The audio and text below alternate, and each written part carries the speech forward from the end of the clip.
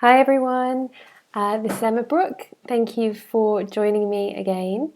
And today I wanted to talk to you about my morning routine because a lot of people seem to really struggle with finding time for things like self-care and looking after themselves. And I have a really great morning routine. It's probably one of the things I'm quite proud of in my life because I really do take a lot of care of myself and I take the time to look after myself and put myself first, which is a bit of practicing what you preach, really. And I know it can be really difficult. When I was working my corporate job, I was in the office by 6:30 in the morning, and that meant that I got up at 5:30. I did getting ready in the morning down to a fine art, but it meant that really there was no time for me in the morning unless I wanted to get up really, really early, which I didn't.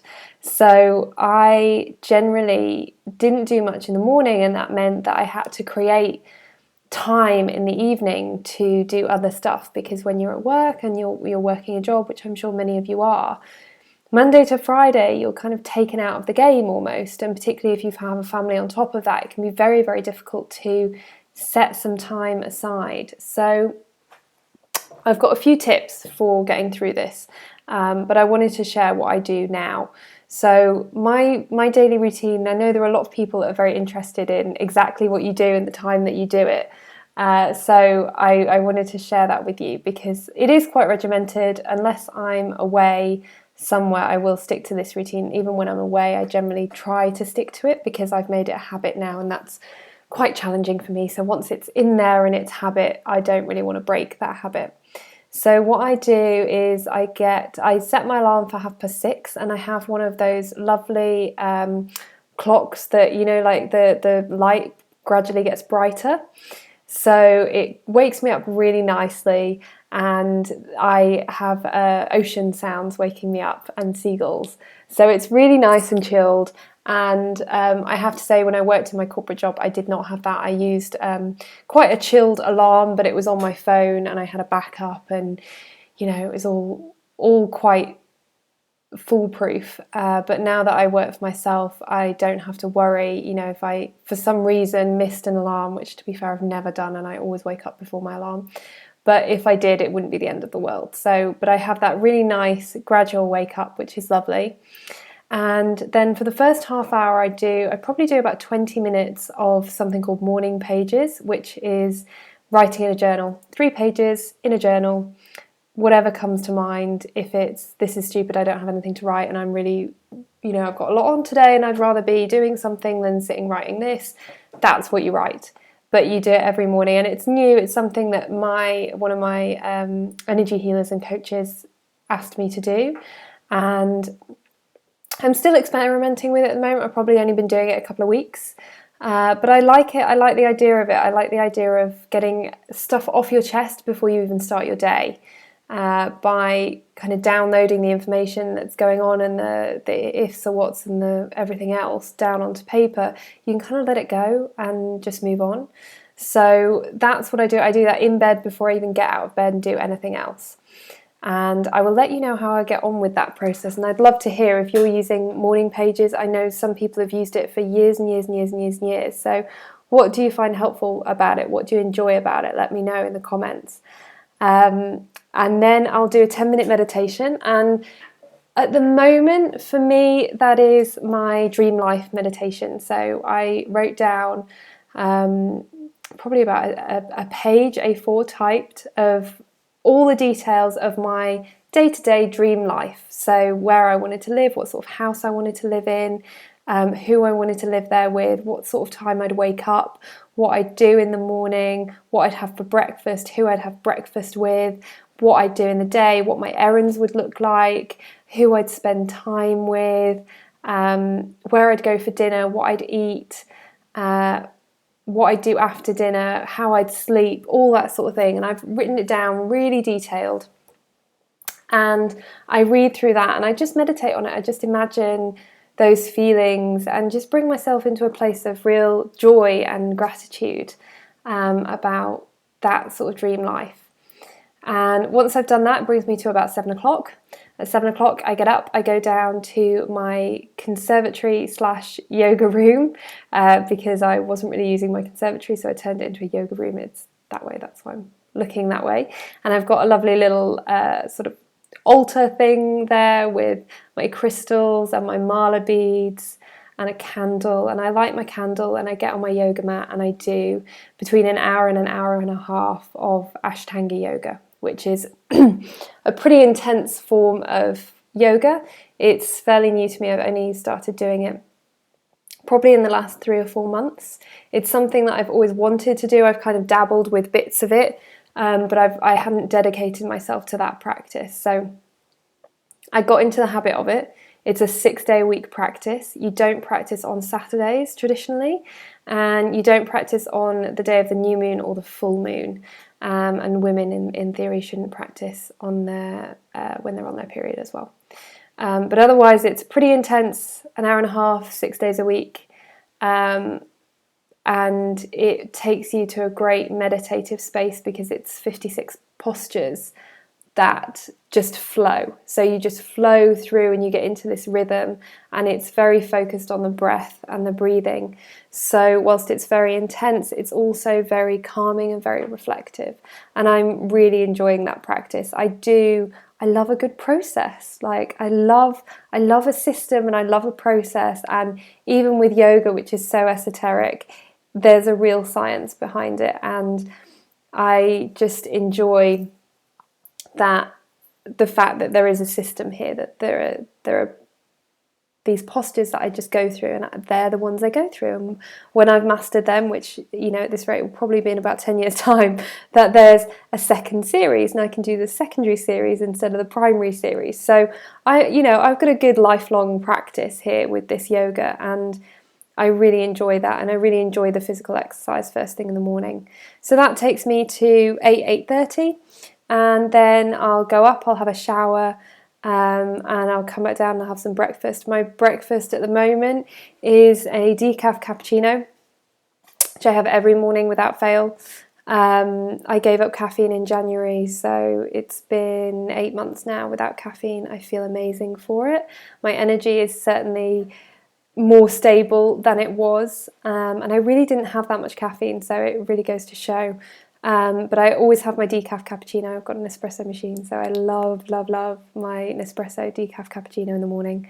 I'll have a glass of water. I was doing hot water and lemon, but I then got a NutriBullet and I just got a bit confused with so many things that I had to drink in the morning. So I would love to go back to the hot water and lemon. My nana used to swear by it, so that's something on my list, but I'm trying to just prioritise at the moment. So a glass of water, decaf cappuccino, and at the moment I'm having a sugar and salt-free muesli with some Rude Health coconut milk, which is like an alternative to soya milk, but it's got nothing in it but water, rice and coconut. So I'm trying to keep my diet cleaner.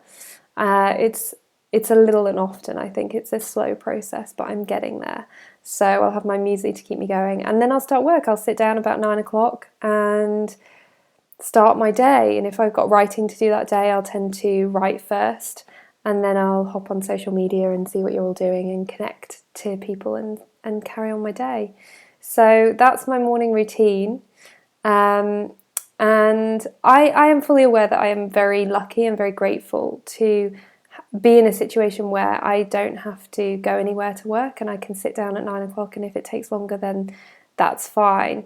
So for those of you who have jobs like I did, and you have to start at 6:30 in the morning, morning routine can be really tricky. So I would say don't force yourself to be a morning person if you're not. You know, if you really find it difficult to wake up in the morning, then maybe just carve out some time in the evening. But I would say routine is a must. So there's got to be a commitment there. That's the crux of it. You've got to make a commitment. You know, I did not like getting up that early and going straight down to yoga the first few months. Like, I did not like it at all. I started off when I was doing my job, I made the commitment to do yoga 6 days a week, but I did it in the evenings after work. So, and I was a member of a gym because I was living in London. So I had to do it because I'd made the commitment to, and it was a class, so I couldn't keep putting it off because the class was at a set time. And then when I left my job, I was in London for a few weeks before I moved back up, and they had 7 a.m. classes. So I knew there was a class at 7 a.m. I made a commitment to do it, so I went and did it. And it makes it a lot easier when you make that commitment. So I would first off choose what you want to commit to and make it achievable, something that is really, really important in terms of not only your own peace of mind, but also your actual happiness. When you achieve a goal, dopamine is released in your system. It's a feel-good hormone, right? We all want the dopamine. So if you set yourself up for failure, if you go, oh yeah, so from tomorrow I'm going to do like an hour's exercise, I'm going to drink water and hot water and lemon, and I'm going to do this and I'm going to do that, and I'm this is my routine now, and I'm going to do that. And beforehand, you like rolled out of bed at 8:15, managed to just about get in the shower and brush your teeth, and then went to work. You're probably going to fail. Like I'm sorry, maybe you've got amazing willpower, but you're probably going to fail, and that sucks. Then you don't get the dopamine, which keeps you going on that track, which makes you feel good, which makes you want to keep doing it. So add things gradually. Pick one thing you want to do. So maybe, if you've got a job, you're not going to, unless you suddenly start getting up 2 hours earlier, you're not going to be going in for an hour's cardio every morning. Okay? Maybe you can do that later down the line, but maybe from tomorrow you go, okay, from now on, I'm going to drink hot water and lemon every morning. I can do that. I can do that. No matter what time I leave, even if I put it in a takeaway mug and I take it with me on the train or in the car, I can make myself hot water and lemon every morning. And you commit to it and you go, right, this is now what I do. It's not what you're trying. It's not an experiment. It's not, I'll do it for a few days and see how it feels. You make a commitment that this is what you're now going to do. And even if you say, right, I'm going to do this for a month, I'm going to commit to this for 30 days. Then at the end of 30 days, you can decide if it's good for you, if it works, if it doesn't. If it doesn't, let it go. But if it does, you then commit to it and you make another commitment.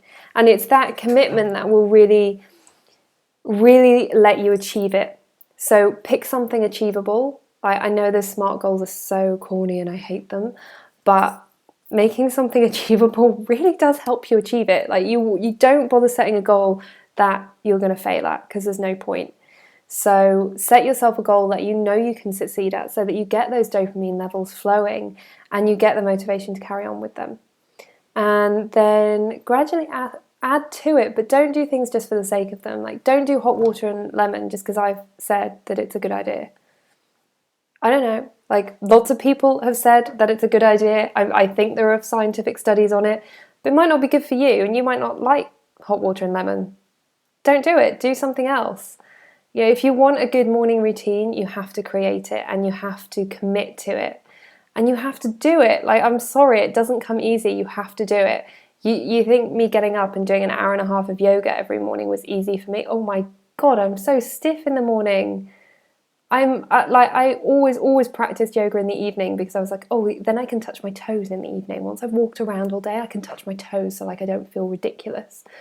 I started doing yoga in the morning and I could barely get to my knees. But I did it. I made the commitment. So I was like, I am blowed if I'm going to not do this. I am going to do it. And I made the commitment, and my yoga is still shocking in the morning. But I'm a lot better than I was, and I'm getting better, and I enjoy it now because I made that commitment. So whatever you need to do, whether it's I'm going to eat breakfast because I always skip it, or I'm going to swap my toast for something without the gluten and the wheat so it doesn't make me feel so heavy. That's another thing I've done actually. I've cut out bread, thinking that it wouldn't really make that much of a difference. Massive difference. And I don't really go for that whole like, I'm gluten intolerant, I don't eat wheat. It really does make a big difference. Just for me. I don't know if it'll make a big difference for you, but just simple things like, I'm going to swap my jam for Marmite, Vegemite. Marmite in the UK we call it, it's much nicer. or whatever it might be. Just make those small changes that you can commit to for 30 days and then you can build on, because it's those that are going to make the difference. And yeah, please let me know what your morning routine is. Maybe you already have an amazing morning routine. Maybe you've got it down to a fine art and you love it and it gets you awake and ready for the day. Tell me about it. I'd love to hear it. So drop me a comment. Let me know how you're getting on. If you haven't got a morning routine, or you've got a morning routine that you don't like, tell me what you're going to do to change it. This is all about taking action, and it's really important that you commit to something and you take action on it and you follow through with it. So enjoy. I hope you liked that little glimpse into my morning, and I will speak to you soon. Bye.